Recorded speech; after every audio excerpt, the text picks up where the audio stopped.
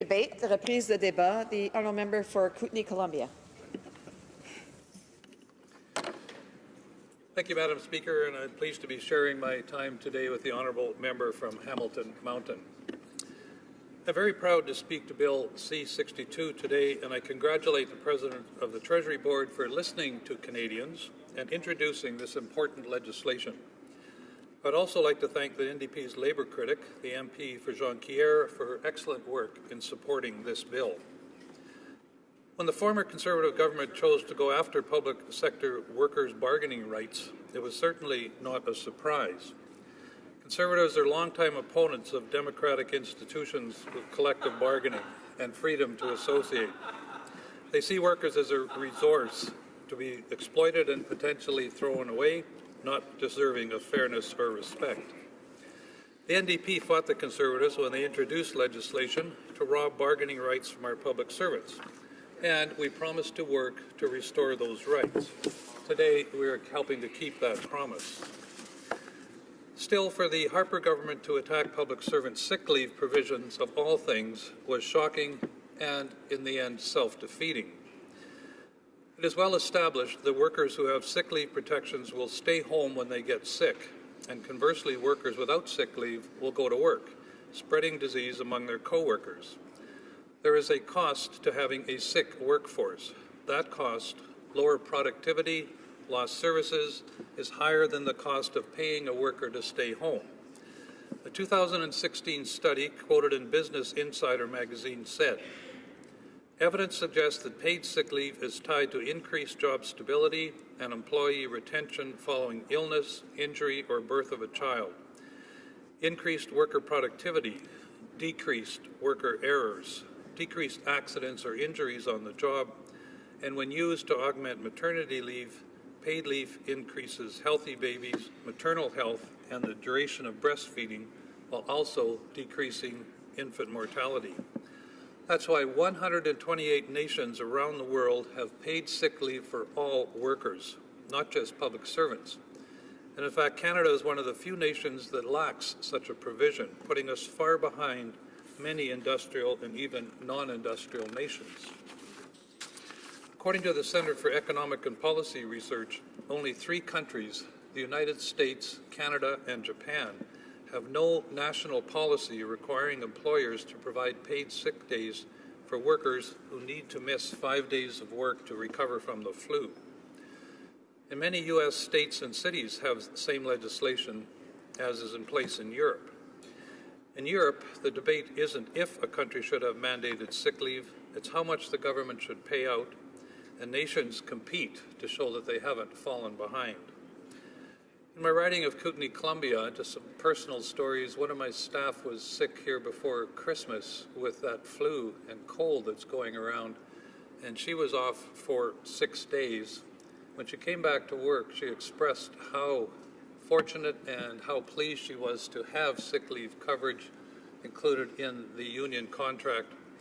And when you look at what the Conservatives had proposed, which was a maximum of 6 days of leave for sickness, it would have used up all of her sick leave before the year really even got going. My daughter, Kelly, works in Vancouver with a private company. It's 90 days before you get your sick leave. She was sick last week, and in the end, will have very little money to cover her bills coming up over the next week or so. So sick leave really is important to certainly our young people, and having that in place is critical to both job satisfaction and their financial security. Sick leave isn't the only provision that the government is putting back into our public service labor laws. Conservatives also took away basic bargaining rights by giving themselves the power to unilaterally define essential services. This meant that public sector unions lost their biggest tool in negotiations, the right to strike. When an employer isn't worried that their workers may walk off the job, they have little reason to negotiate fairly. The International Labour Organization, which is an agency of the United Nations, published a statement of principles concerning the right to strike. And they said, without freedom of association, or in other words, without employers and workers' organizations that are autonomous, independent, representative, and endowed with the necessary rights and guarantees for the furtherance and defense of the rights of their members and the advancement of the common welfare, the principle of tripartism would be impaired if not completely stripped of all meaning, and chances for greater social justice would be seriously prejudiced.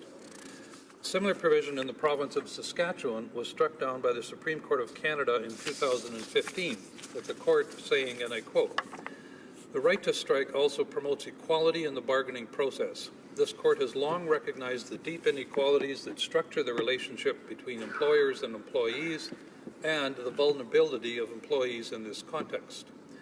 While strike activity itself does not guarantee that a labor dispute will be resolved in any particular manner, or that it will be resolved at all, it is the possibility of a strike which enables workers to negotiate their employment terms on a more equal footing. What would be the result of taking away democratic and fair bargaining mechanisms?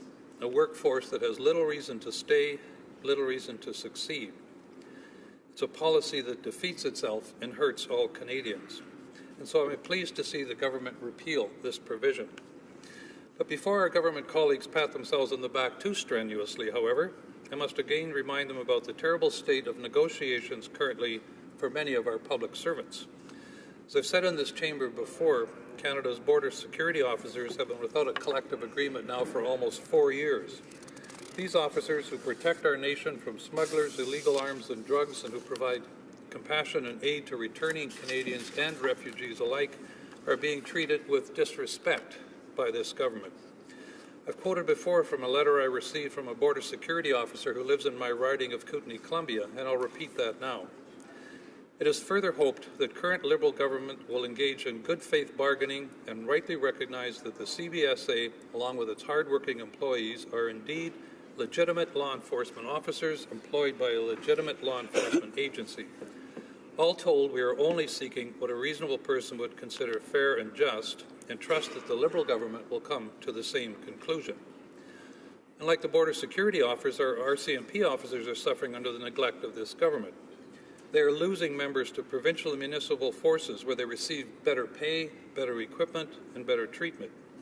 It takes incredible commitment, and I really commend any officer who stays with a force that cuts their benefits, won't keep up with critical equipment and training needs, or offer them the respect they so rightly deserve. RCMP members are forbidden from taking their grievances to the Public Service Labour Relations Board, and they are forbidden from engaging in negotiating tactics such as strikes. And finally, let us look at our own Parliamentary Protective Services officers. Every day that we come to work on Parliament Hill, they're here to protect us, to greet us, to put themselves between the members of this House and those who potentially wish to harm us. On top of that, they provide assistance to our visitors and to tourists. Canadians want to come to this place out of pride and respect. Sadly, this government is not treating our House of Commons security personnel with respect. The government has refused to negotiate in good faith, and we're once again seeing these officers wearing green hats and a banner saying respect to protest their treatment. Madam Speaker, I will conclude by saying that my NDP colleagues and I will support Bill C-62, as we have always supported fair and democratic workers' rights. But this legislation does not solve all of the problems created by the former Conservative government, nor does it answer the urgent need for this Liberal government to return to the bargaining table with its law enforcement and security officers, a problem that is quickly creating a crisis across this nation, and one that the Liberals can solve by respecting fair negotiations everywhere. Thank you, Madam Speaker. Question.